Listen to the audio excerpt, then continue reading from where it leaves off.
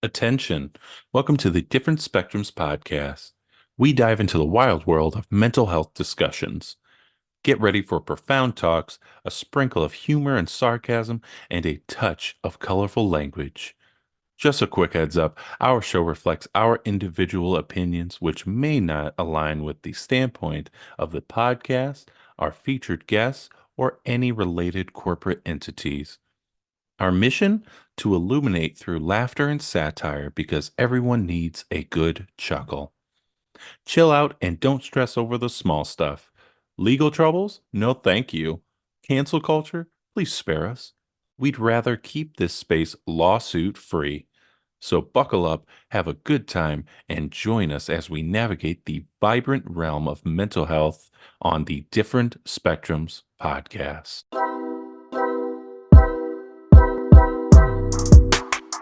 Hey, this is Different Spectrums Podcast. And today, while we're on like a vacation during the holidays, this is going to be a question and answer thing that I did after the keynote speech.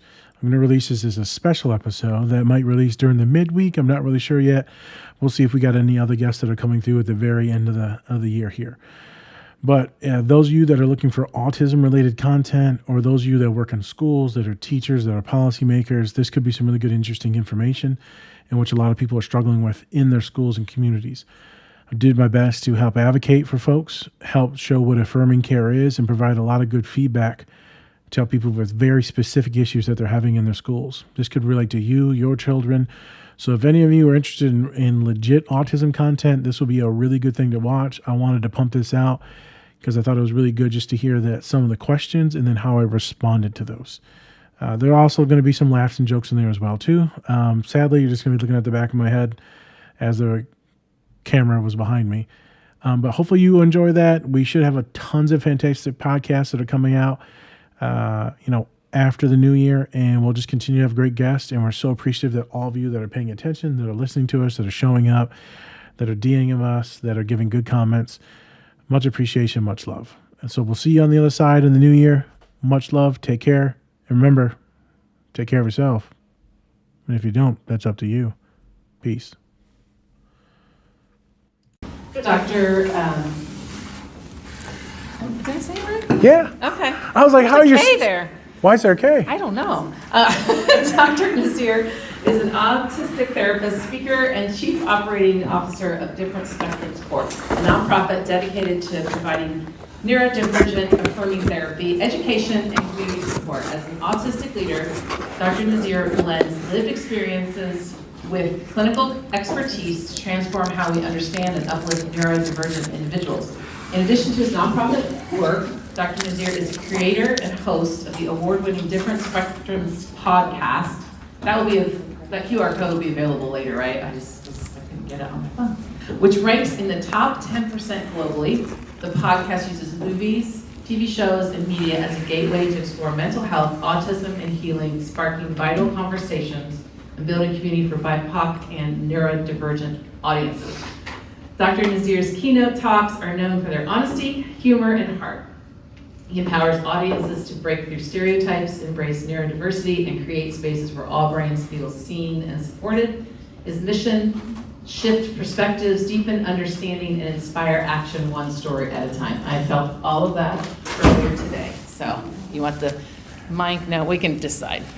Well, that's it. So whatever questions we got, and then we'll just keep it rolling. You can ask me for the youngins if you want to. It can be older folks. It can be adults. Like it is, I don't really care. It can be about podcasts. It can be about anything. Private practice stuff. I could also travel with the mic if that helps for people to hear the question. The question? Yeah, if they want to answer the question, yeah, you can walk with it. Just hearing wise, sometimes in these spaces. Yeah, that works. Because not everyone's as loud as me. And I'll talk louder as I'm answering questions too. That's a question. It was like a regular back, so we'll be right in the back. Okay, well, and I probably don't need this. I'm allowed to. My family always said, stop talking so loud, so I can talk loud. First of all, loved what you had to say this morning. Thank you. It was very refreshing that you're just real. Pause real quick. Yeah. I appreciate you. Yeah. I get really freaked out about those talks. It's like a lot for me. And I know we don't feel emotions, but I'm glad that you said that because that calmed me down a little bit. Yeah. No, Trying not to sure. cry again, but thank you. It was really good. So I work with kindergarten through fourth graders in a school, and I have a second grader. He just turned 8. Really, been doing a lot of work with him this fall. He is really close to my heart. I love this little guy. And I'm just curious if you have any thoughts. Can I tell you a little bit about him? This is what today's for. Today's Other people. questions, comments, case studies, whatever. So he came to us last year, later in the fall, and we didn't really see much from him last year. But his teacher kind of ran a little tighter ship in first grade. The classroom environment was a little calmer, and so we did have a couple incidents with him, but not nearly what we've experienced this year. He has a seizure disorder. It's very common in our populations is seizures. And he's not, just so you know, he has not been given any sort of Yeah, it's fine. PSD, right? Yep. Okay. So this is what has been bubbling inside of me. I think, and I think you had said, okay, so I want to make sure I'm using the right language. He is neurodivergent. 100%. We know that. Yep. The question is just what type. Yeah. So seizure disorder, and last year we saw that actually in the fall. He had gotten so upset about a situation that he started having a seizure at school. And so mom did do follow-up with him, and they did some med changes, but that had been diagnosed before he ever came to us. And then there were a couple of times last spring where he would get really, really upset, and anytime somebody would say, he would get so dysregulated that they would have to say, well, we're gonna have to call mom to come pick you up, and that would just put him over the edge. So this happened this fall, and I just saw in him, I started working with him this year. Last year I didn't really. And I was like, I don't want to do that to his little body. We don't need to do that to him. So I started really working hard on co-regulating with him in the moment, which has been successful. Co-regulation is one of the best things for our population, whether it be with human or with animal. Yeah. It's been super successful, and also just working with him, I meet with him every morning at breakfast. I've been trying to do parent meetings with mom. English is his second language, but this kid is so bright. What ethnicity? He is from Honduras. Okay. So he's so bright and so smart, and so he's just soaking things up. But he's all over the classroom, all over it. And this is a classroom that has there's a lot of stimulation, and teacher has the biggest heart, but she's also, I think she's high anxiety, so sometimes that plays off. And so I think we've been seeing more behavior issues this fall because the classroom he doesn't have that felt safety quite as much as maybe he did last year. Also, I think last year he probably masked more. I mean, hearing you this morning. And there's not a ton of support at home. Mom is working super long hours just so she can support her kids. Very normal. And he's being parented partly by a 7th grade brother. It's just not. I was raised by my autistic brother, moderate support needs most of my life. Okay. Yep. Yeah. So yeah, I'm curious about you said it already, the seizure disorder. He does this other thing I've noticed when he is, when he's thinking or when he's kind of upset. It's almost like It's either a twitch. stimming or it's a sensory. Yeah, it's either a stimming or he's doing something to kind of self-soothe, a sensory type. What are the body things, what he's doing though? What's his body doing? Is it a little tick that you did? Yeah, it's he'll be Yeah, okay. Yeah. So I've noticed that this fall. I said to his teacher, I'm pay attention to that. I've just noticed that he does that. Has a super hard time identifying his feelings. Exactly what you were saying. He knows he gets upset, and usually what I have to do, I've gotten to either hug. He responds to me kind of holding him, which I don't do much with kids, but I've kind of taken some liberties with him because I'm getting to know him really well. Either hold him or I will just divert his attention to a science video or There's a or something. there's a YouTube channel, and it's not super inappropriate. True Facts? Science Facts? True Facts? Okay. It's all science.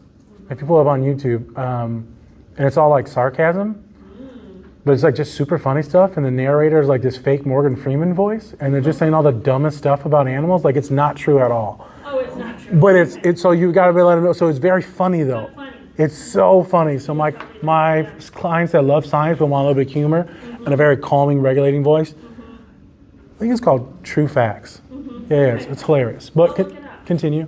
Yeah, no, so I'm trying to figure out, in my job, like, he'll have like a episode where he just kind of freaks out, and then you have like one of the admin going like, is he really improving? And the teacher and I are going like, well, actually he is. He's starting to self-regulate more. We're seeing, you know what I mean? But like, I don't know that he's ever going to be a kid that just sits in class and just does, he kind of needs to move around.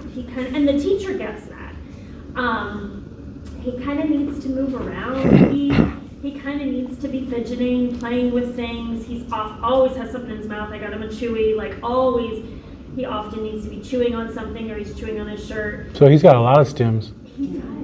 Yeah. And so, yeah, I don't know. I don't know whether to push mom to like consider this, like consider having him tested, or whether we just... How's the family's background? Different ethnicities respond very poorly. Immigrants respond very poorly to mental health Right. things. She actually responds okay to mental health. She's received services herself. Okay. And we've already talked about, like, I do think he would benefit from some counseling. There's like domestic violence and stuff in the past, so like he's got other trauma too, which is, Yep.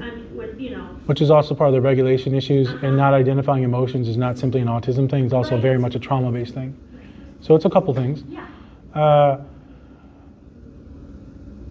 So the YouTube video would be good. Distracting them and pivoting them to some type of special interest would be good. So you need to be knowledgeable of what that is for the kiddo. The STEM toys, if you have them, are fantastic. It sounds like you do. Pay attention to what STEM toys he likes. If he has a oral STEM, that's fine. Don't take any of the STEMs away from him, but if he needs to be more productive, then you'll just pivot to a better one. So there's a million different fidget toys you can buy. The bad thing is usually the more money you spend usually the better. So just be cautious. Like the cheap ones you buy on Amazon, they're really not that good. They don't have like the texture or sound that they should have. So if any of you have like a small business or something like that, you can use it as a tax write-off, or try to get to school to buy it. But there's so many different cool little toys you can buy. They're usually like $15 though, which just sucks. Yeah. There's this thing called the ONO roller, the ONO roller. It's heavy. You can buy it in plastic and silicone, right? That's fine. Then there's like the steel one that I have. My father loves it for his arthritis, but it's the gravity of it. And a lot of autistic folks like that weight and that gravity. So I also have these magnetic balls, and they're fantastic, but they're loud. And so in therapy, it's fine, the magnetic balls, because they're like big ones. You'll see them. There's the small ones too, but the big ones are heavier. But they also get like super rusty over time because they're binging them, they get rusty. The roller is heavier, I would suggest that. They also have a titanium one, but that's like $70. And the thing is, you're working with like young kids, so the steel one's like 25, 40, so like still, they might run off with it. But usually heavier things, so if, a lot of autistic folks do like to squeeze. There's Temple Grandin. Hopefully I'll get her on the podcast by next year. We have a lot of awesome, like very famous people that come on, but I just haven't had time to reach out to her. But she was the one that pretty much really found that a lot of us like compression. So if you've seen the movies, read the books, right? She did all her science by cows, and then calming the cows down by squeezing them in this machine, and that would relax them, and they would go do their thing, and then they would follow this path, this maze. So her science and research was all based on farming. But the squeeze machine's for real. If they can find a weighted blanket, they've got weighted vests for you, for like little ones. They also have it for dogs. I have a little weighted blanket I can use. Weighted blanket's dope. There's also like teddy bears that you can buy that got a good gravity to them too. Yeah. I have a weighted dog called Pineapple. Good. Yeah. So you can put that on them. It's usually just rice in them. You can also make your own if you wanted to. If you put rice in it, then you can heat it up in the microwave. So if you don't want to do your own, then you can buy, it's called a warmie. On Amazon, called warmies. You can put it in the freezer, or you can buy it and then put it in the microwave, warm it up. That's fantastic. So now they're getting the sensory input from the thermal regulation, but it's not like too much. Thermal regulation tends to be really good for our population, so hot or cold. Another reason why I might have been less anxious today is because I had the hulls in my mouth, which is very cooling for me to breathe in. So whenever I'm starting to tweak, then I'll breathe that in. I'm like, oh yeah, right? Because you cannot focus, it's there. And when you breathe in deeply, it's there. So pay attention to thermal regulation with the kiddo. If you couldn't do any of the squeezing, that's fine. I would advise you just to make sure mom knows. Like, hey, this is part of their plan. I don't want you to get in trouble. For any male presenting folks, right, hugging kids, taboo for us, sadly. But if the parent is in on this and the school's in on this, then that's cool. So just a heads up for folks, always be consent-based. Yep. Like I know you're doing it, always consent-based with the family, because people are very, very protective of their children, but specifically disabled children. Very protective. I'm very protective. So I'd probably do some of those things. The seizure's very common. The meltdown that's causing the dysregulation too, like that's pretty common. When more stressed out, seizures happen more and more often if they're not sleeping well as well. So when anxiety goes up and sleep gets shit, seizures drastically increase, right? The best thing for that is to sleep. If things are weird at home or mom's super stressed or not there, and he's also being regulated with their sibling, chances they're neurodivergent as well too in some way. So that can be awesome. If there's like animals that you have or the school allows, or even you had like a little guinea pig, like just the sight of things is like fantastic. It just depends, but most likely they are autistic. So I tell you all those things first. So when you're engaging parents, you have to be like very kind. Like, hey, so I've noticed this. So whenever I'm hustling parents, because that's what you're hustling, or whenever you're hustling a client, because that's what you're doing. They're like, it's called cognitive behavioral therapy. Brother, this is a hustle. You hate yourself. I'm trying to convince you to not hate yourself. My old mentor, you shouldn't use that word. I'm like, okay. It's all a hustle. So to hustle the parent in an affirming way is, so you make the meeting, send them an email like, hey, I just want to have a meeting to talk about your kid and how I can best support them. I've noticed a couple things that I think would be very beneficial. I've noticed a few things that would be very beneficial to their success, like here, but then also in the future. And so I just want to talk to you and bounce a few ideas off your head. So now it's like you're not coming in like you know everything. They're the parent. Tread very lightly with parents. So I'd be affirming that language, and then I would talk about the hustle is the list of things. So the list of things that you said, but more sequential, like quicker bulleted, because she's got things to do and she's working, like she's busy as shit, so you can't take up the mom's too much time. So I've noticed that the deregulating in certain situations. I've noticed that before it was a little bit easier, better room, less sensory stimuli, right? There's less kids, maybe not as loud, maybe not as bright. Maybe they got a little bit more freedom. They're feeling better about themselves, and so they're exploring more, but now it's freaking them out more. So I've noticed that this helps, and this helps, and this helps. I noticed that they have 1, 2, 3, 4 behaviors that are stimming or regulatory that are not common. Don't say normal, common. And that normally these things are like synced to some type of neurodivergence. So you're going to say the word neurodivergence. You're not going to lead in with autism. You say autism, they're out. They're going to have a meltdown like my father did. I'm going to say a horrible word, but he freaks out because he's autistic when he was younger in Flint. And they said my brother was like, hey, we think he's got autism. And they're like, hey, we think the kid's mentally retarded. That was the verbiage they used. Dad freaks the fuck out, throws a chair across the room. Now he gets the police taken away. What's neurodivergence in Spanish? How do you say that? My dad's Arabic. I don't know what the term is in Arabic or Spanish. I'm not even going to try because it come off bad and I don't want to slur. Yeah. There you go. So I would say neurodivergent, meaning that the brain, psychoeducation, that the brain is just wired in a different way. Yep. So you have to lean on this is not a parenting issue because all moms are going to go towards this is a parenting issue. I fucked up somehow. I did something terrible. It was nutrition, or we didn't pray enough. So if they're Hispanic backgrounds, it's going to come a lot of God and Christ will come in. So we got to pivot away from that. That's not a her issue and it's not a Christ issue. This is not something that we can pray away. I'm only saying this because you said the kid's ethnicity. And then you focus on neurodivergent. These are the things that I saw. And this leans towards most likely this too. So the seizures are being exacerbated. There's a few other things going on. It leans towards autism. There's a bunch of like free assessments that we could do, but also we can send them to a practitioner for children, child psych, if they can afford it, if their insurance covers that. This may not. And then that's what you do. Say what you noticed, say the term neurodivergent, affirm the mom, talk about this is going to help the kid in the future. And if it's not a thing, it's not a thing. You got to reiterate that. If it's not a thing, it's not a thing. But it's good to rule all of these out. That way they're not struggling with it when they're 20 and 30 in college. I forgot so much stuff to say in the talk today, and I'm like furious because I let so many people down by not saying certain things. So the unemployment rate for autistic people is 85%. So 85% is, and that's just like people like diagnosed. In the normal population is like 5-6%. Right? Everyone knows what the government says now. But right, it ebbs anywhere between 5 and like 7-8% when it's horrible. Ours is 85%.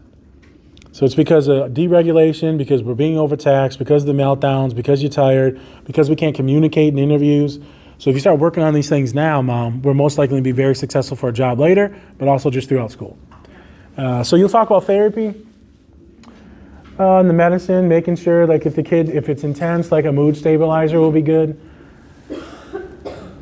If they have the seizure disorder, sometimes they like to throw in like a Lamictal or something like that too to hit the temporal lobe. Sometimes they'll throw in like some beta blockers and stuff like that too, like anxiety medicine to hit the temporal lobe. Just depends. But like I would be in consultation with the medical provider to be like, hey, this autism might be a thing, could be connected to the seizures. We got to make sure we're regulating this thing here on the side. Yes, so you lean into it with affirmation, then you reiterate to the mom, you're doing fantastic. I know this is hard for you. I think this would be beneficial for all of us. And then that should allow you to go to the next step if they can afford it.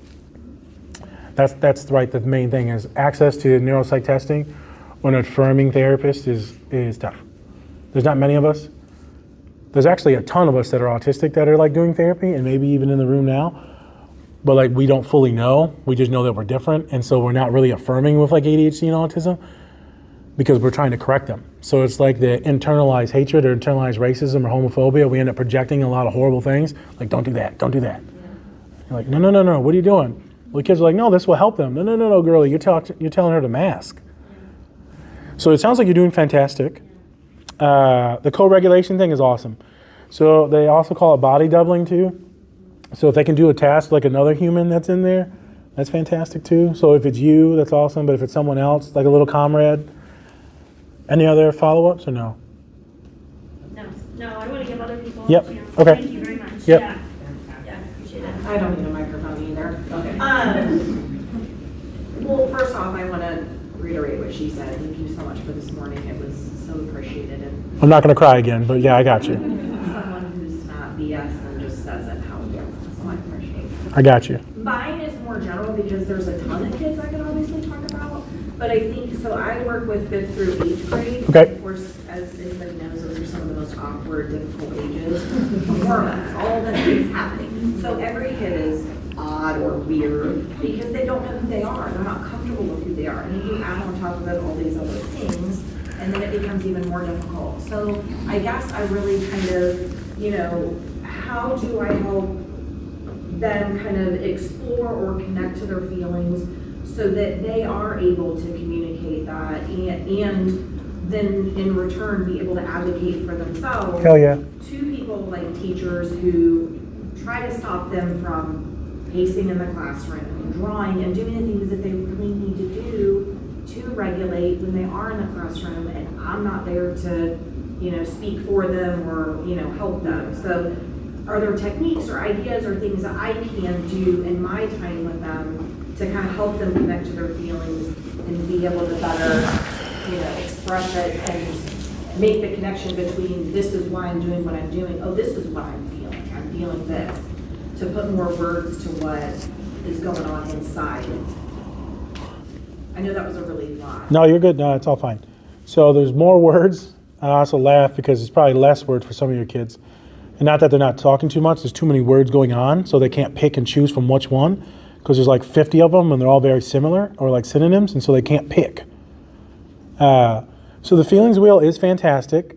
but also it's a lot of words and very overwhelming. So you're having to go through that very, very slowly. And you're going to have to connect it to the somatic stuff, so the body. So some of us were taught like the Gestalt stuff way back in the day. So it's like really expressing what it feels like when they're anxious, mad, sad, like actually role playing and modeling out. So one of my kiddos, PhD kid yesterday, chemistry, I was like, so how'd you feel? She's like, fine. She's like, my emotions are smooth. I was like, okay, but I know you felt something. She's like, it was just kind of at the end of the date. And I said, what did that mean? So when you walk, I asked her, how did you feel after the date was over? Because this is the second date. Were you excited, elated? Were you like, whew, you can finally breathe? It was like, no, more of like I want to take off my clothes and just lay down on the couch. I said, okay. So maybe a little bit exhausted, tired. So I started leading them to words, like you're leading a witness and like a lawyer. It's okay to lead out like 5 different words, no more than maybe like 3 to 5.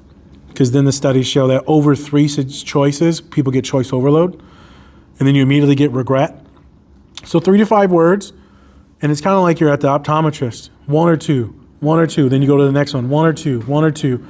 And so you're gonna bro, that's horrible. And I'm always tweaking out like, I'm gonna leave this fucker blind.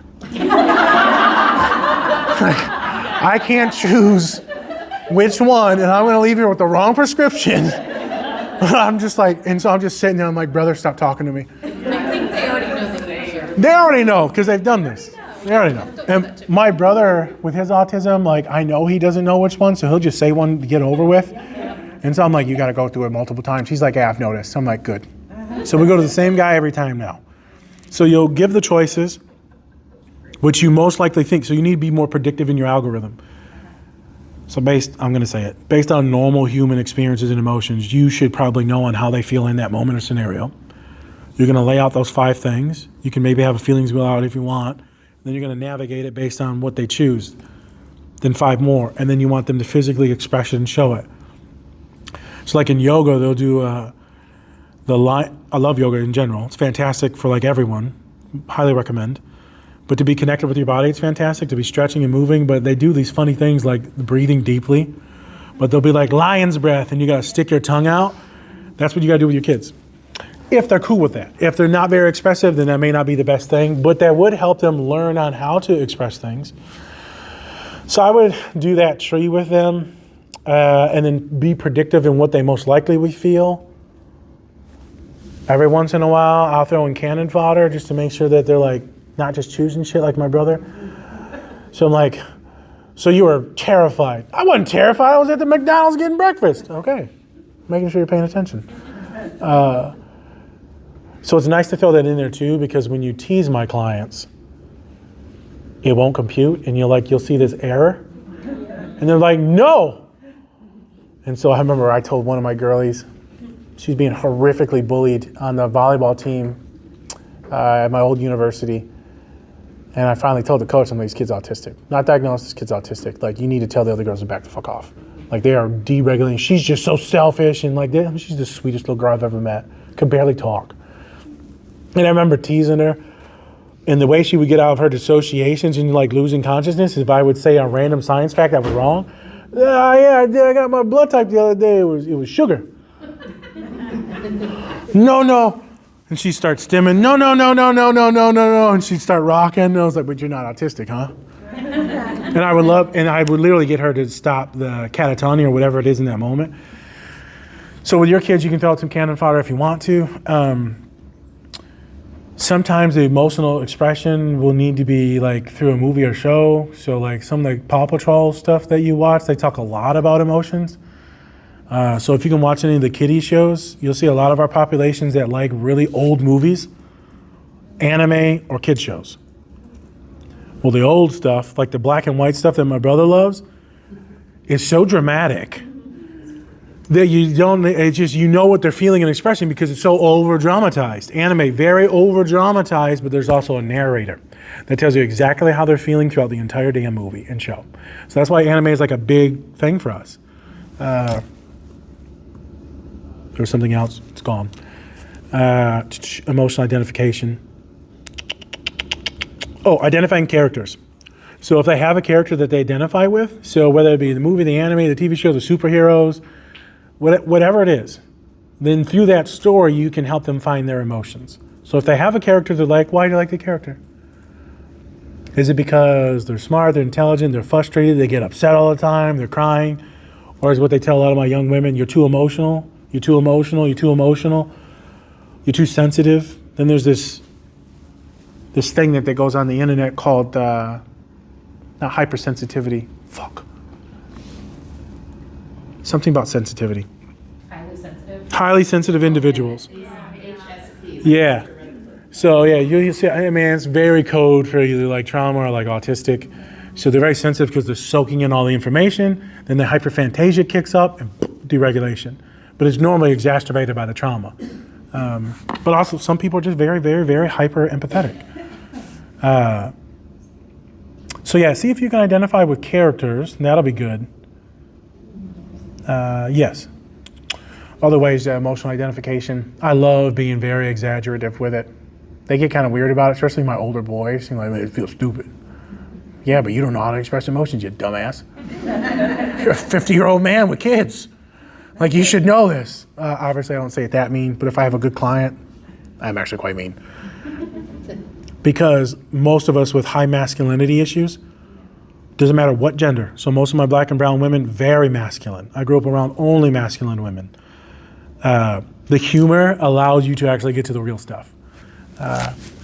So I would try a couple of those things with the emotional expression, or if there's anyone that they admire in the room or classroom. Here we go.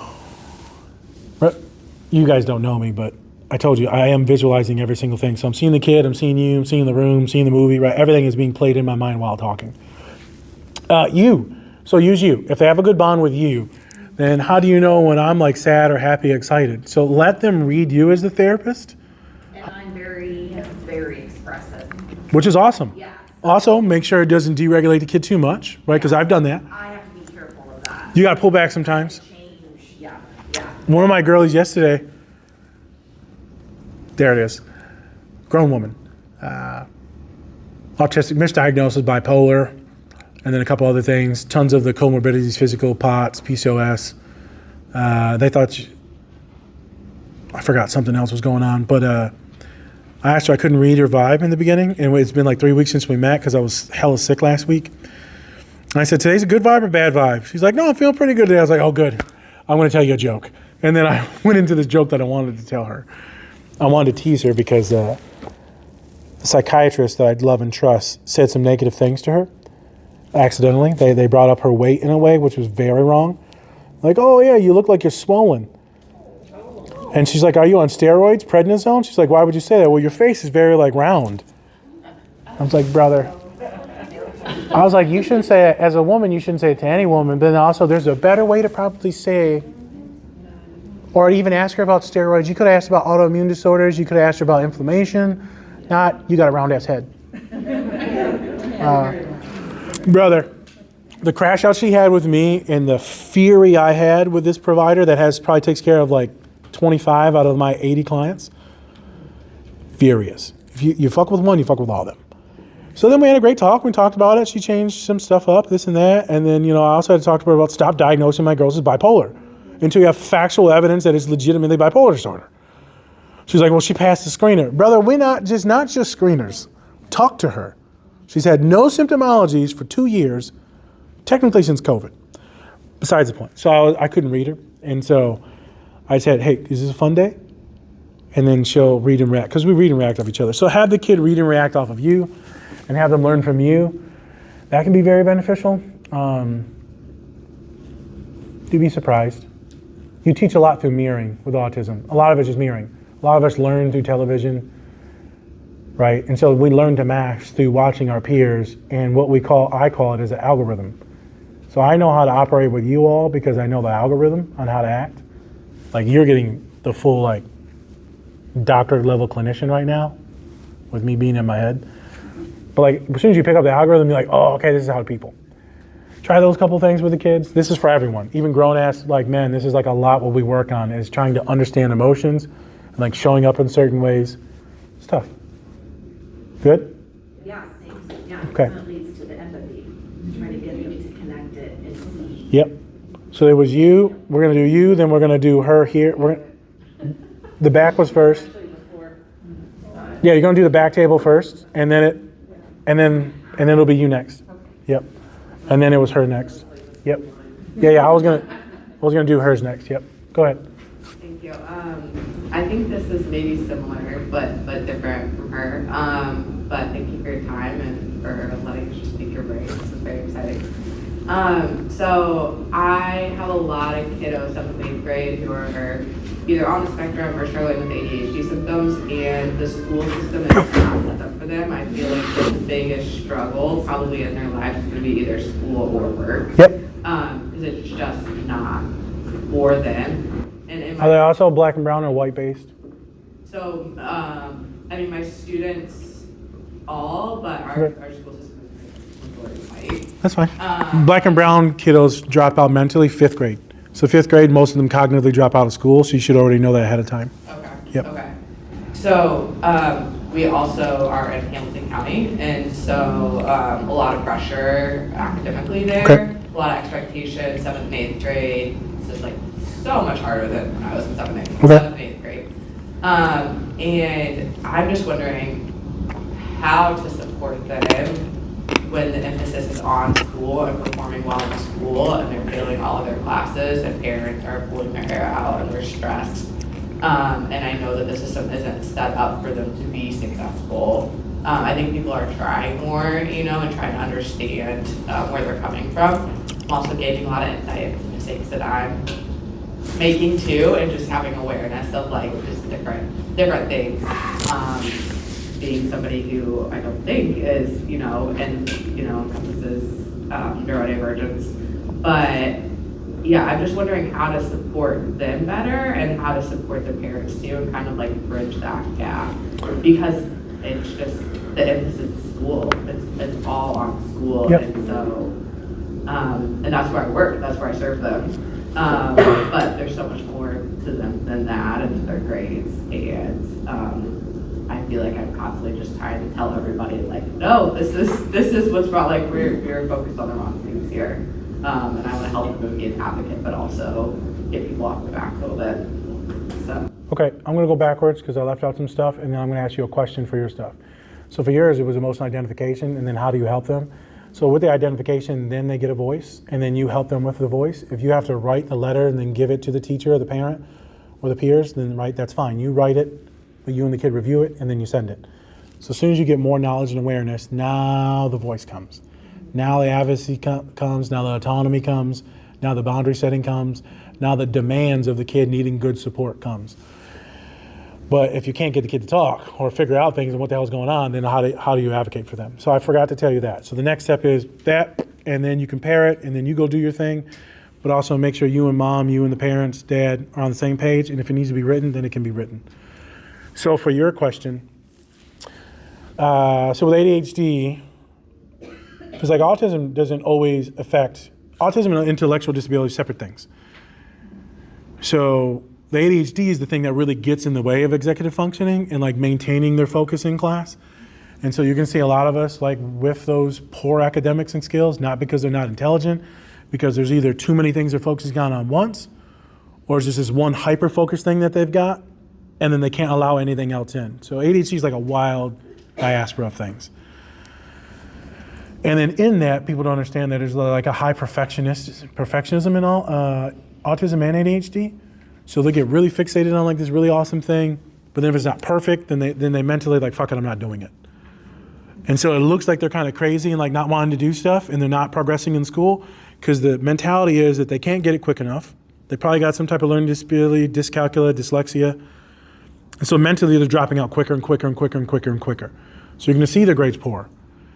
So if you do introduce, you talk to the teachers, maybe some one-on-one like coaching, or maybe they need a quiet room, maybe they need more tutoring, maybe they need medication. So if you don't want to do a stimulant, then you go the non-stimulant route, such as Shistera, Guanfazine, Wellbutrin. And then there's a stim route, which some folks are comfortable with, some aren't. But I mean, long as the kid doesn't have like weird blood pressure issues, they should be fine. Or like severe eating issues or restrictive issues. But they start like a low level of like Adderall, Ritalin. Vyvanse causes a lot of like restriction issues, so that's usually not recommended for my girlies at all, Vyvanse. But everyone's neurology acts different. But there's a good chance that they need a stim. And everyone's really scared of stims, and everyone thinks everyone's on stims. It's not true. But probably like a low-level stim and then like an anxiety medication or Wellbutrin could be fantastic for them to lock the hell in. So then your job is to continuously give them confidence, but it feels like you're pouring water into like an empty cup with 5 holes in it. Because you're telling them they're smart. The grades are showing them that they're stupid. They believe that they're stupid, so now you're telling them that they're smart, so now you've just invalidated their feelings because they truly believe that they're dumb. We're supposed to tell them all the good stuff, but what you are doing is invalidating them, which is like super deregulating. And it's like a weird thing to compartmentalize for yourself. It's like, oh no, I'm actually doing harm by like, you're doing good, you're doing good, you're doing good. The kid's like, what the fuck are you talking about? Are you not paying attention? So letting them know that they are struggling. And like you actually show them like, yeah, this does suck and this is hard. Maybe here's a couple things that we can work on, maybe some medication that we can go involved in. If the school pressures are too much, there's other like classes or curriculums that they could go into. If it needs to be more stimulating or juice in it. So maybe they need to start thinking about like being more active with their ADHD or autism, more hands-on. So maybe it's not going to be mathematics, and maybe they can't play with numbers in their head like I can. But maybe they're going to need to be in the physical realm. And you know, people are like, well, the physical realm, white collar or blue collar jobs, those are like hard and tough. But yeah, those are the ones that ain't getting taken by AI right now. So like that is a good field to get into. So think about those things. Physical activity and exercise. So exercise, saying that's like a taboo word because people are like, I ain't doing no fucking exercise. I'm like, brother, physical activity? Nah. But like playing games. So anything physical in the classroom. So ADHD mind, we know that it is like crack for us to get that dopamine, that norepinephrine, that serotonin through physical activity. So running it out, you get about a 3-hour window. For kids, probably like a 1 or 2 hour window where you're actually much more efficient and efficient in the work and processing. So most of my college students were doing like some type of small exercise, right? We go running, jogging, walking, blah, blah, blah, whatever it is. Guitar Hero, I don't fucking care. And then you do your homework. It's fantastic. What we know about autistic people now, the studies show, is losing it. Lactic acid.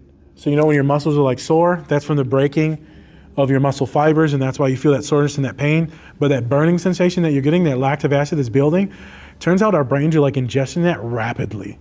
And so it's like fantastic to rip it out of the bloodstream and to get us to be more productive. So exercise, fantastic. So whatever they can do to be more mobile would be good. If that can be in their 504s or whatever plans that they have, or if they need to run it out before or during lunch, then I would advise you to make sure that they're exercising. Now, when it comes to them drawing, that makes no sense why teachers would freak out about that. Some do, but that's because they're a little OCD and they're taking it like that's usually some type of projection of their issues or the strict behavior in which they had. They feel like it's disrespectful. It's not disrespectful. The kid's drawing, they're paying attention to you, it's fine. I remember being at this science camp for like nerd brown and black folks going into college. I don't know how to, it's like some weird acronym.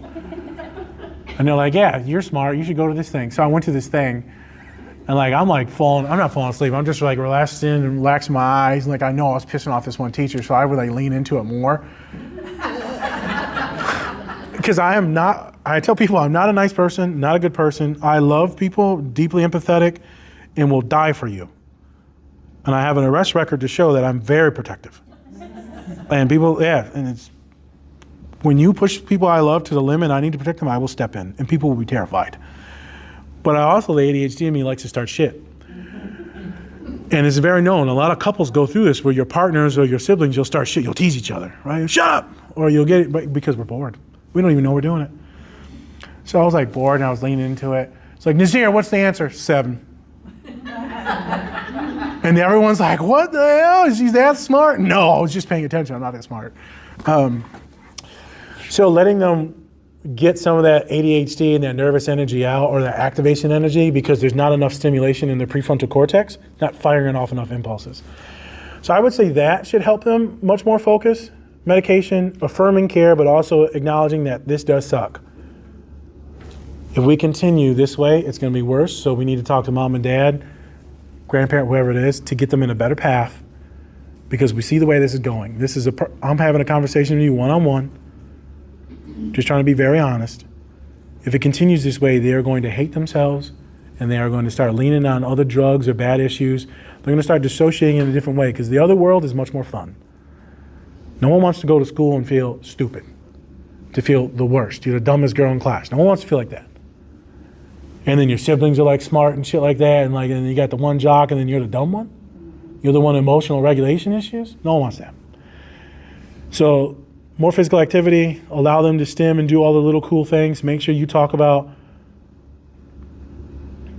we're in a weird government these days, but make sure that you say that like this shit is like against the law. What you're doing is not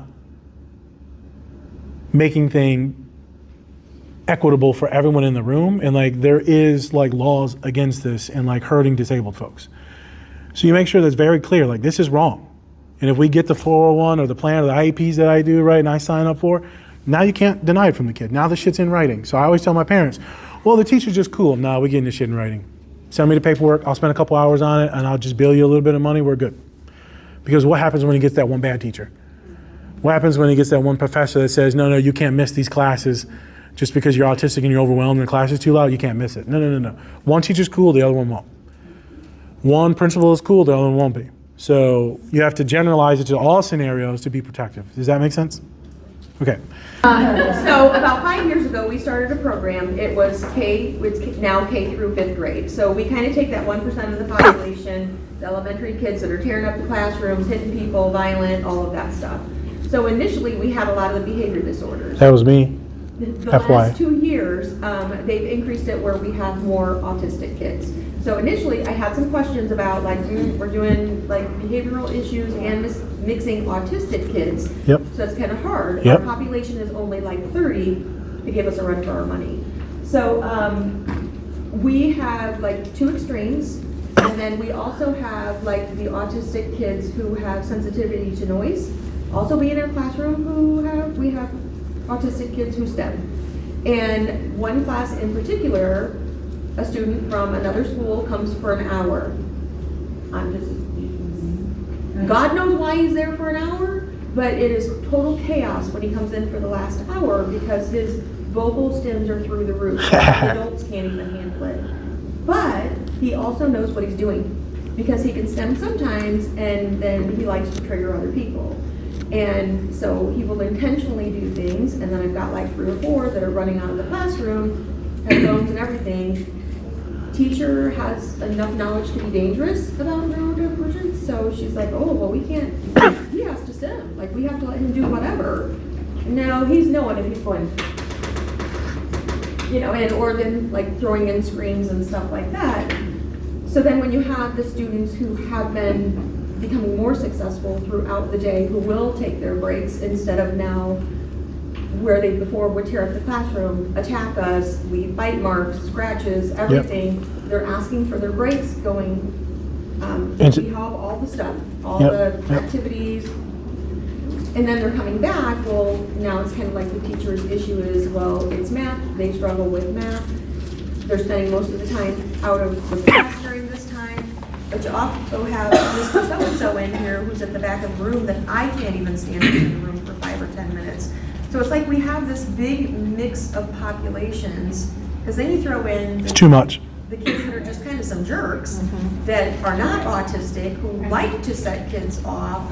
And even though there's like 8 to 10 kids in a classroom, this year it feels unmanageable. So my question would be, can you have the 2 different populations? We shouldn't be in Gen Pop. They're So not in Gen X. I'm just saying, no, the one kids with behavior issues should not be with us. So if they got behavior issues and they're with us, that's kind of weird, but it's fine because maybe this is just what you have. But continue. You had a question, but I got a lot of comments. Well, and that's what it started, was the behaviors. We were only dealing with the behaviors. But And then you added. The autism, is people don't know what to do with it in the classroom. Correct. And they're like, he can't pace back and forth. We're going to send him to Pride. And so now we've gotten more autistic kids, which that's not what our program was supposed to Correct. do. A lot of those autistic kids need more intense services than we can offer. Most likely. But now we have like this hodgepodge and a district that is like, oh, we just need to send all of the difficult behaviors here One place. to one place, but One size fits all. you can't send kids home, you can't suspend kids, you can't put kids on half days, you can't do homebound, and we literally have kids tearing the building apart, attacking staff on the daily. Yep. It is just, And they're it not feels like feeling it. safe, probably. Yeah. The kids are not safe. We're or experiencing that too. Yeah. So it's like, how do you support the students with autism with the different STEMs? Yep. But then support the kids that are just being little jerks, that are not autistic or anything, but they just need to get some behaviors under control because their home life is crazy. And 100%. I'm glad you said that. but there's like so many different aspects of that. How do you even make a program like that work? It was awesome for 3 years. The last 2 years, it's tanked. And then of course, we went from 17 staff down to 12 with all the cuts. Hey. Also increasing the students. We had 4 classrooms, now they're giving us 3, so we're having to shove more kids in. Yeah. Welcome to less funding and capitalism in our government. So make sense of all that for me. No, you're fucked. Yeah. Sadly, you're screwed. What would be my question would be. Yep. I got a bunch of stuff. So the kids with behavior issues should not necessarily be in the autism room because there's certain things that are going on that are most likely trauma-based. And they're seeking that bad behavior is them just attention seeking. So someone like me that's autistic and was hella depressed, I had horrible behaviors. Like I was the kid beating up teachers. Like I was, do not do this. I was segregated because I didn't have from special education because I was in special ed until 6th grade. I would get put in the utility closet and they would lock the door and I'd be in the utility closet all day. So I was in solitary confinement for most of 1st and 2nd grade. It was wild. But I was also acting hella wild and I was hitting people with backpacks and running home and somehow I unscrewed that thing that you cut the paper with and I pulled that fucking thing. I was chasing people. See that face? He was like, hold up now. Yeah, that thing. Unscrewed that thing and I was like, let's go. I wasn't trying to hurt anyone. I just wanted to scare him a little. I've got some sociopathic tendencies, but my homegirl said I was good, so I'm not a serial killer. She tested me out. But yeah, so when it comes to that bad behavior and me being expelled from a ton of elementaries, know that vibe. Good majority of it is depression with the bad behaviors, but also the little kids that are having bad behaviors. Some of it's just attention seeking. So the one that's stimming and fucking with kids, he is trying to get the reaction. I assume I think you said he. That's where it's hard because the teacher will say you can't correct him, but when It's different. So go in and we're like, dude, knock it off, and he goes back to doing his work. So most likely he is trying to get a rise out of someone. So just because you're autistic doesn't mean that you're also not a little deviant too, but also you're not getting the attention at home. And so people like me know you're going to get it through your worst stims. And so sometimes my friends will say things like, shut up. Oh yeah, you've shown your weakness. And then that verbal stim is all you'll get for the next 3 hours. I'm like, why am I like this? And then they crash out and I'm like, I'm so sorry. And they're like, are you? I was like, I don't know. I'm being honest. So if I was sorry, why would I do it? But then I enjoy getting the reaction and then I go too far. So a lot of us go way too far. And so this kid doesn't really know what too far is. And so they're messing with people. They don't understand that's not how you engage with people because that's not how you make friends. That's not how you talk to people. You're not going to be the person that you think you want to be. But he's getting a reaction. And so I get it. You get the reaction there, and then right, and then people are talking to you, playing with you. You're like, ha ha ha ha. It's like my little niece. She's autistic. She just hates her mom so much because her mom has to correct her on other things. With my best friend, I consider them family. He kind of goes with it. And brother, when I seen her pee on the stool instead of the actual potty, and then she looked at her mom, she looked at the pee, she looked at her mom, she dipped her hand in it and licked it and just stared at her. And I was like, girl, I'm leaving you with the kid. And I walked out. And I was like, this is fucking terrible. The way she stared at her mother. And I was like, why? What are you doing? She's getting the reaction. So with the other kids, though, that are autistic, that are stimming, and it's too loud, the school technically, if you go really into the details with the law, then they have to provide everything no matter what, funding-wise. If you go deep into the law and you get a lawyer, they have to provide it.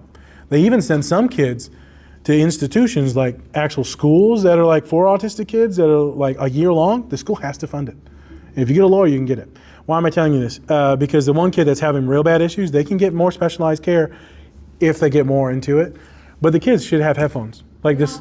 Good. Thank God they have headphones. They're not enough. Literally, you can hear them from the other. It's too loud. So then the kid probably has to be removed and put into a different like room, or the behaviors need to continue to work. Parents need to be involved.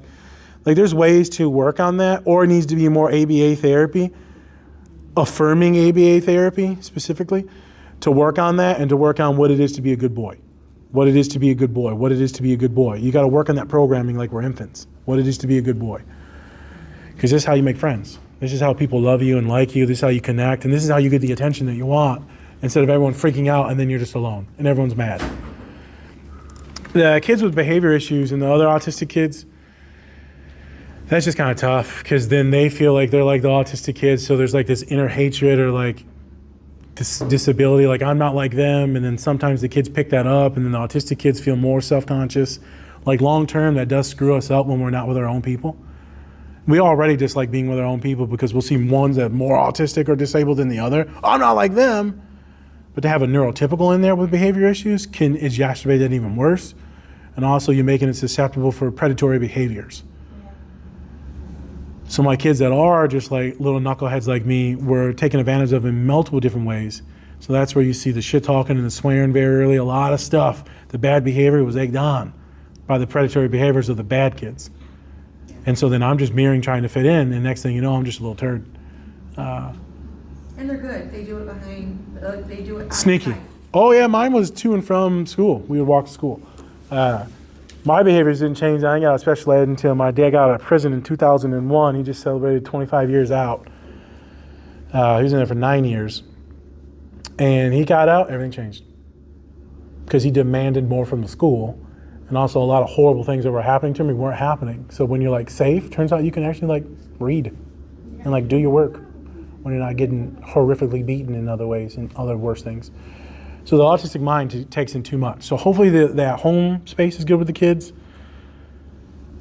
The headphones, if they got, if not, they need to be maybe to buy better ones. The one kid probably needs to be placed in a different place and more like one-on-one work. They need more one-on-one work instead of group work. If I have a kid that is disruptive, and I love my babies, but if they are too disruptive and it's hurting the unit, they have to be taken out of the unit. Not solitary confinement like me, right? Being very, very specific, not like that.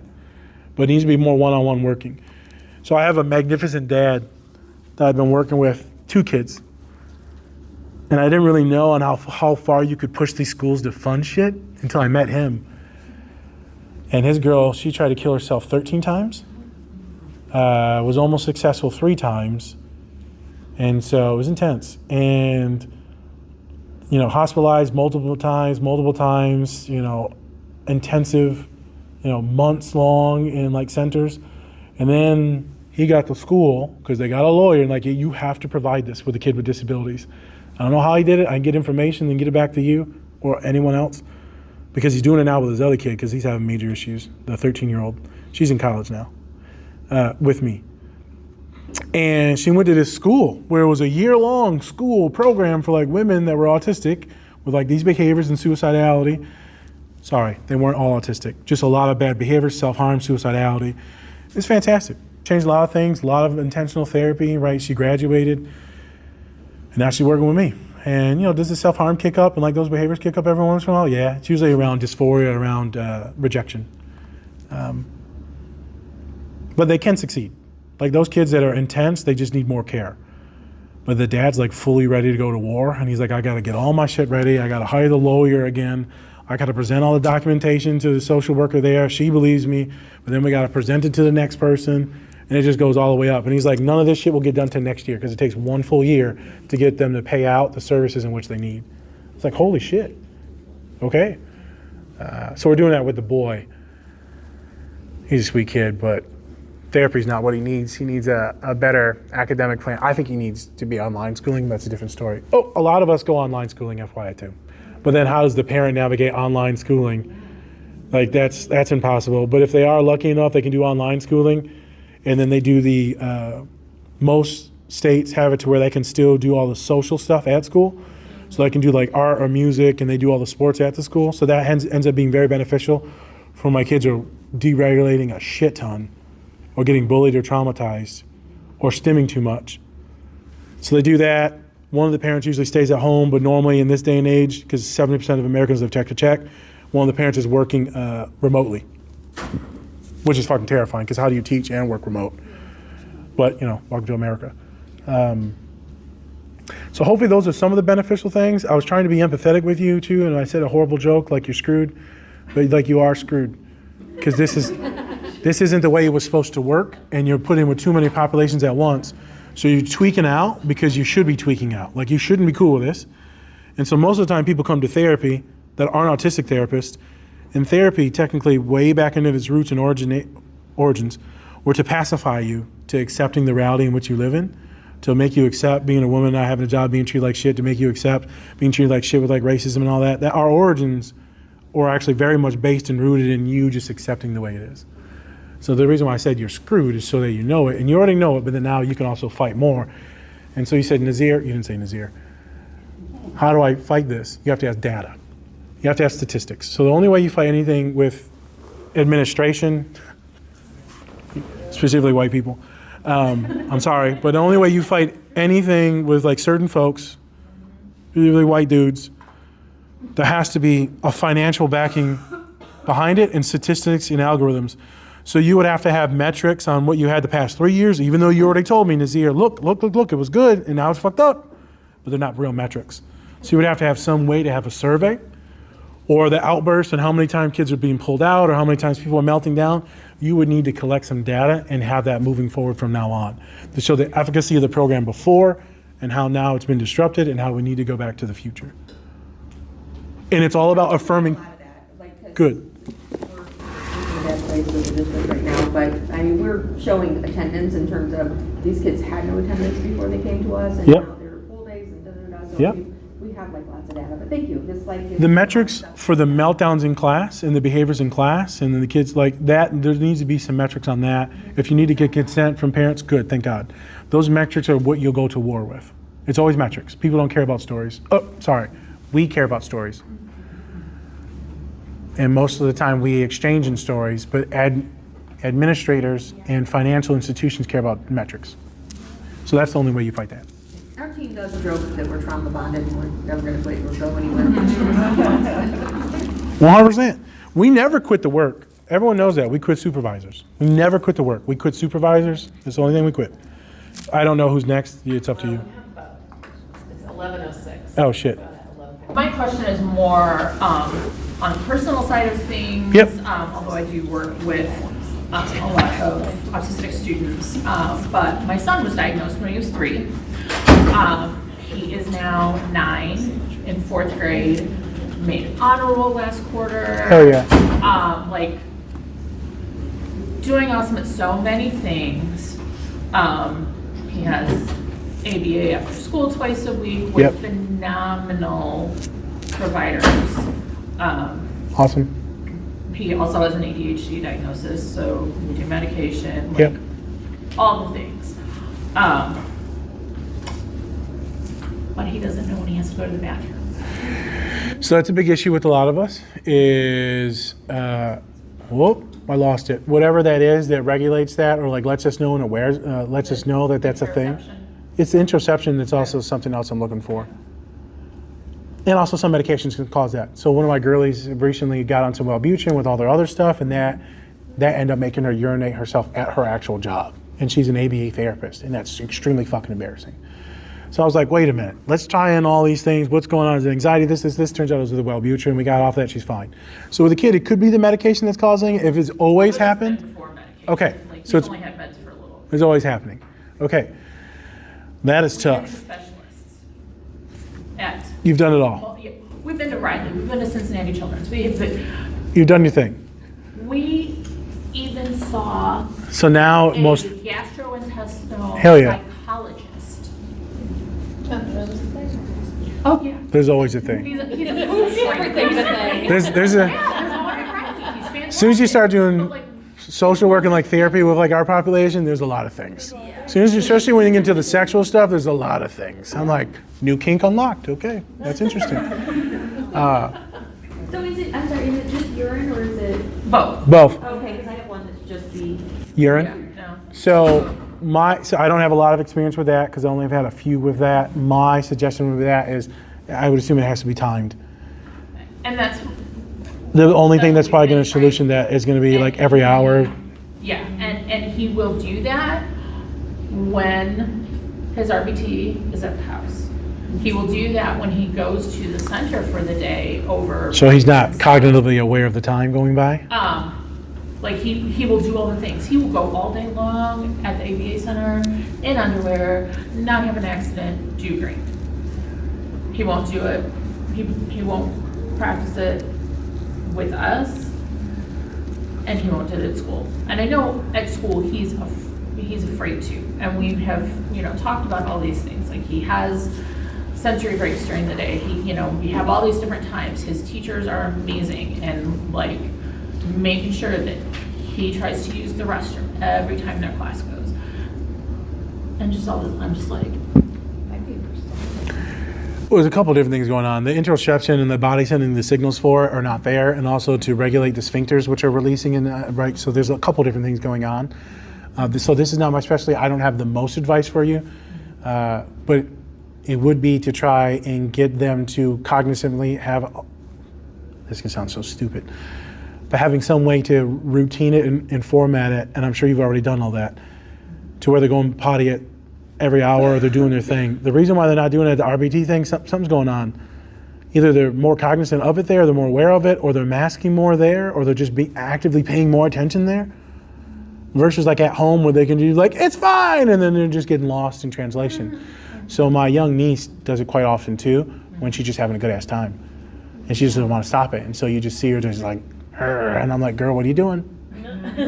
What are you doing? So I don't know if he's, iPad or video, you're gonna just like. it's not paying attention. Not gonna stop. So that's the thing is, so you're getting the, ADHD people. It's hyperfocus, but it's time. The time disappears. Time blindness. So the time blindness is kicking up, and so just time is just going by, and the next thing you know, you haven't peed in a while. So a lot of ADHD people, including myself, will just see client, and they're like, oh my God, I'm gonna piss my pants, or I'm gonna crap my pants. And it's because we just go client, because we're not aware of the time that's gone by. So it could be happening with the kid, so it has to be some type of breaks throughout home. Yeah, we try. I'm sure you've done everything. Do they allow him to use the nurse's station for, like, is he allowed to have like a single seater, at night to kind of at He's school? fine. He's fine going in the student restroom for breaks. He will go to the clinic at lunchtime to take his meds, and he will also use the restroom and change school. Yep. So I don't have a lot. And unfortunately, like, he's at my school, and when I say my school is wonderful, it is beyond amazing, and we have phenomenal people, and Yep. like they're our family, and so he gets so much support, but It's a tough one. he just fights it with Dad and me. And also, like, I literally, just side note of your earlier presentation was fabulous. I sat there and texted my husband and I said, I don't know when this man was in our house and saw our family, but hello. Are you Because, husband is an engineer, went to Rose Holman. autistic? Oh, yeah. So I try to be very cautious when I'm saying that because a lot of people get very offended. But if the kid is autistic, there is no, it just skipped a generation. One of you is autistic, period. There is no if and what's about it. One of you is autistic. Well, it's sad. If not both, because I didn't get to share this, but it was in the slides. Most of us only marry and couple and have friends with autistic people. So when you see one parent that's autistic, most likely the other one is too, because that's who we pair with. So I'm not saying that you are, but you're definitely neurodivergent, neurosplicing in some way. So I'm not saying that, but we normally pair with each other. For a time consideration, is it okay if we pause? Oh, absolutely. And then another question quickly? In the back? About, like, kind of refusal or shutdown when there's non-preferred tasks in the classroom, and then that kind of leads to So demand avoidance, struggle with that. it's called demand avoidance. So pathological demand avoidance. So when you give a client or a student a demand, it's not always because they hate you or because they don't want to do it. It's mostly because their nervous system, their vagus nervous system says, command, no. Because that means I'm going to have to do this, which means I have to think about this. So it immediately goes in there, destroys the computer, and it has to do a factory reset. That's the easiest way I can explain it to you. So when they're having a pathological demand avoidance, just PDA it's called, it's just very intense for a lot of parents, like horrifically destroys families. That was a bad word. It can hurt a lot of families in a lot of ways because they're burned out. So this is when they talk about all that gentle parenting stuff and all that, right? I mean, so like there's nuances and ways to work around it, or there's token systems you can use. Behavior therapy does that too.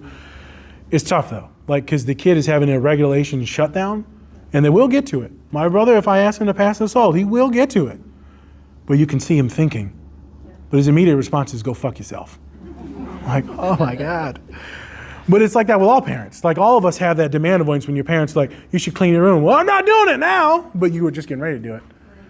So it's this weird thing that all of us have. But autistic and ADHD people, it's more intensified because it's a full nervous system shutdown. And it could take, 10, 15, 20 minutes to shut down, to regulate. But eventually they will get to the task. Patience, helping them regulate in whichever way they need to regulate is going to be your go-to. So whatever that stim is or compression is, whatever it is, and then working on them verbally. We got to wrap up or we're good? I said a limited sheet on the seat. Okay, yeah, we still got time. Some people wanted to stay a little longer. Is it productive or counterproductive to break the task down? I like breaking tasks down. So like if it's like math, okay, if you just do two problems. I love breaking things down because they're seeing the totality of this big-ass cow that you told them they need to eat. And they're like, how do they eat it? I don't fucking know. But if you say I need to eat the cow one bite at a time, so a lot of times therapists will be in the therapy room and they're talking about feelings and emotions and all that. Most of the time my clients actually feel really good when we're strategically setting a plan moving forward. So at the end of every session, what are you doing today? 1, 2, 3, 4, 5, 6, 7, 8, 9, 10. We will list everything out in sequential order so they have a plan and they can regulate and relax because they're all bite-sized things. So if it's homework, I would bite it down to like a smaller task and you build to bigger after you give them time to regulate. A big advice for anyone is give them systematically a plan. Don't just leave them with like, oh yeah, you validated my feelings. You validated my feelings. What the hell are we going to do about it? So a lot of autistic, a lot of my women, what are we going to do? Just as a heads up, that'll be good. I love that you said chunking it. Chunking it's probably your best bet. Same thing, but like as a social worker. That's how we do this. We just be handing out money. Jesus Christ! I feel kind of dirty now. Oh my! Oh yeah, because if I eat with you, I owe you things. Jesus Christ! Have we not had misogyny talks in here?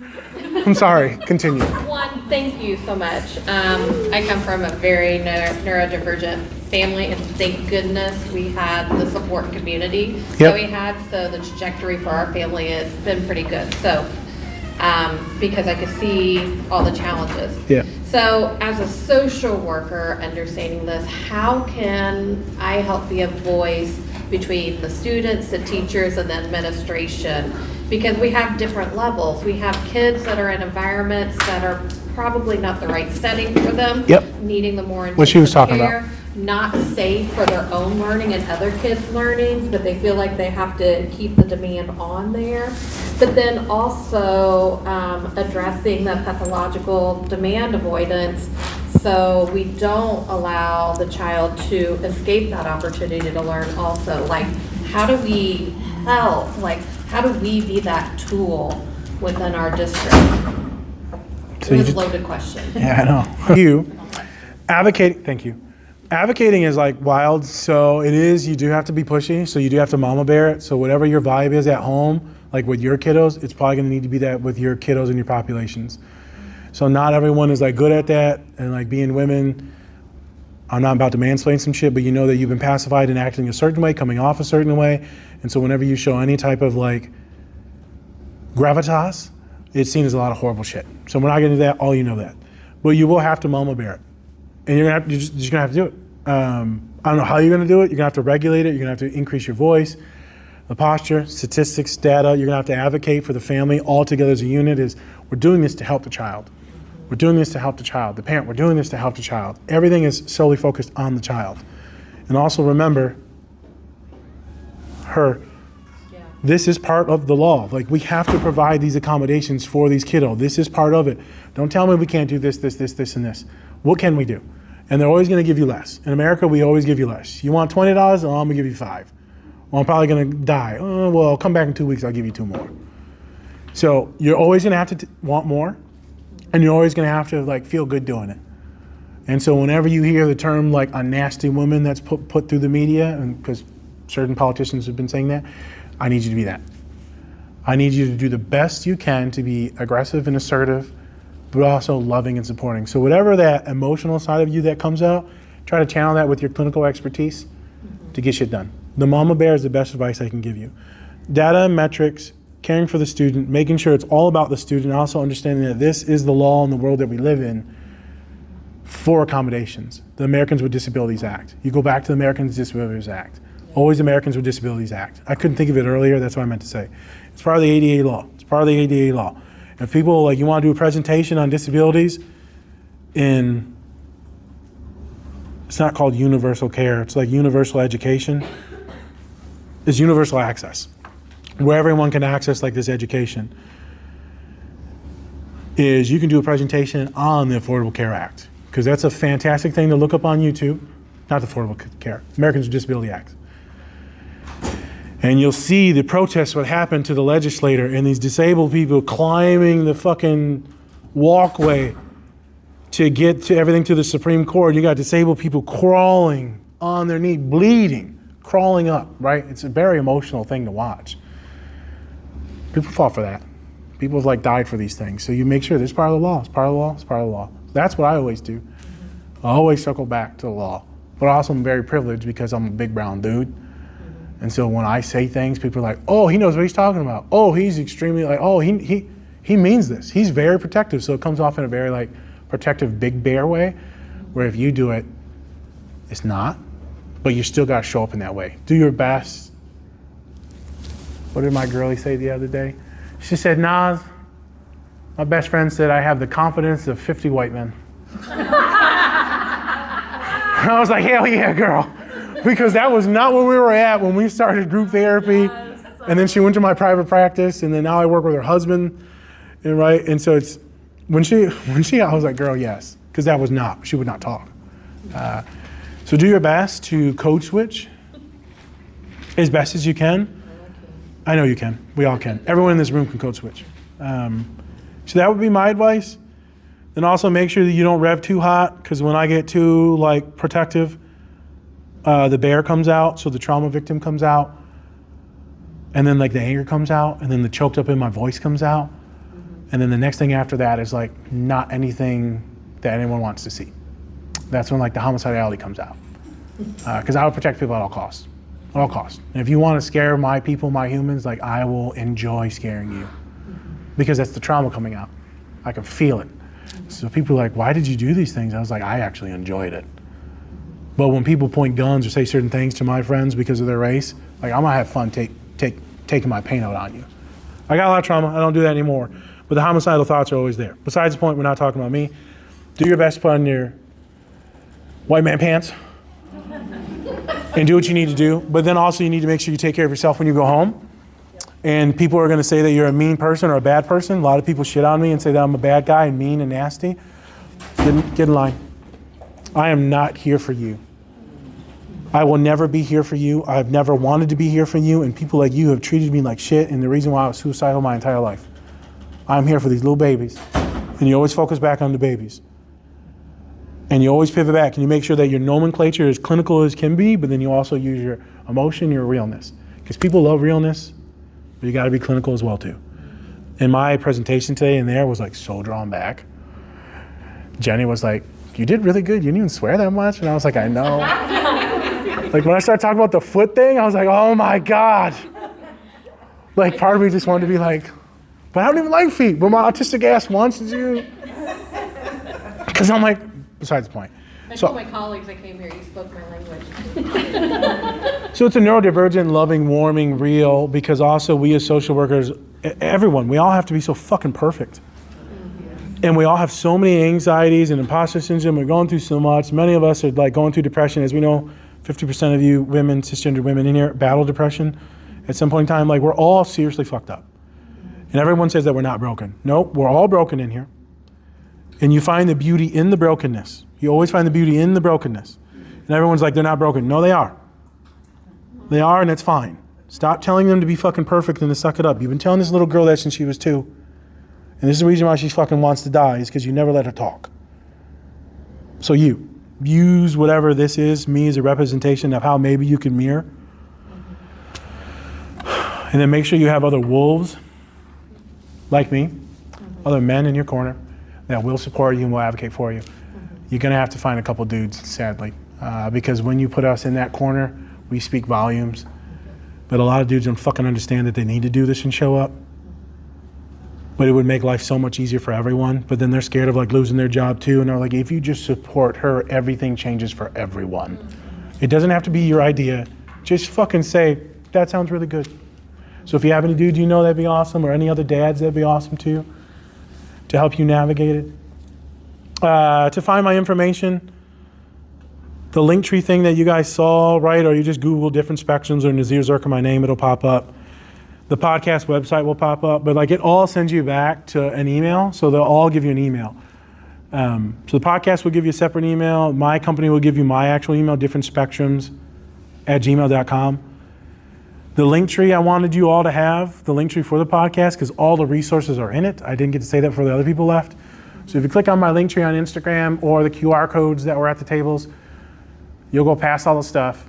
You're gonna see all these fantastic worksheets for like kids on all types of stuff. It's all types of worksheets, it's all free. You'll have all the assessments that I went through with one of the moms in here. I don't know if she's still here.